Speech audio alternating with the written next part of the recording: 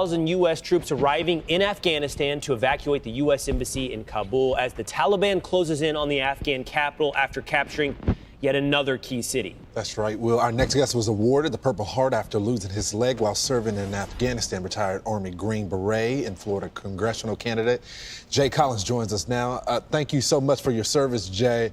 I just got to ask you, hearing from the Biden administration, now they're sending 5,000. Originally, it was supposed to be 3,000. Was this predictable?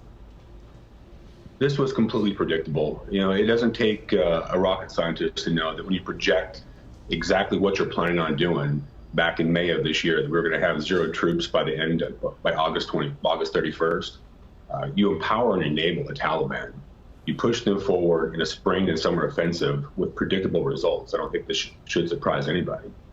Jay, we've talked and we've heard 2 different administrations. The Trump administration and now the Biden administration show interest in leaving Afghanistan. So with that being the background, with that being the setting, what would have been the proper way to exit that country? Well, the best way to do this is to take a strategic approach to this. First off, leaving in the summer months isn't by any stretch the correct thing to do. Afghanistan's a seasonal fighting country. What I mean by that is you start in the spring, it ends in the late summer, early fall. And in the fall to winter, nothing really happens there.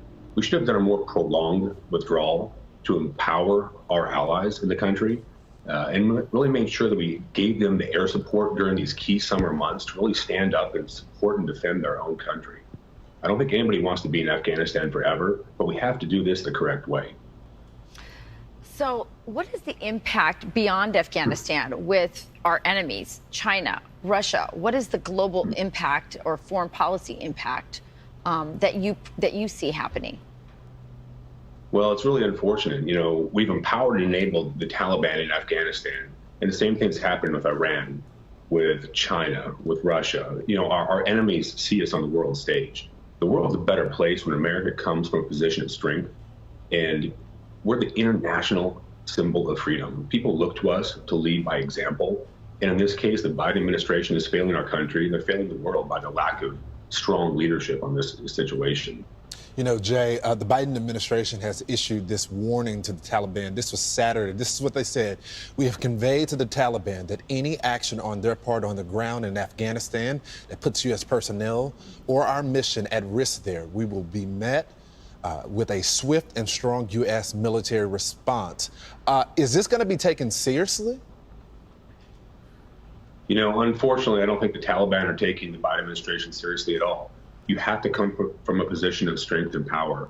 And the Biden administration has completely and repeatedly shown that they don't have the courage, the moral strength to stand up and do what's necessary for this country. Is it too late? late? I hope and pray. Is it too late at this point to, you know, I don't know, bring in more air power to like reverse this situation? Or is this kind of just going to spiral out? It's never too late. We can absolutely save Kabul and start pushing back the Taliban across this country, but it's going to have to take initiative and leadership by the Biden administration. I hope and pray that they'll listen to their advisors, that they'll figure out that this isn't in the best interests of our country, of that region, or the entire world. We have to act now, but we can't do it. And as you mentioned, it takes air power. It may take a continuation of ground forces to help augment and advise. I don't know. He has to listen to his advisors, though. All right. Well, Jay Collins, thank you for your candidate service. in Florida. Thank you for your service. Thank you for joining us this morning. Thank you, Jay. Thank you so much. I appreciate the opportunity.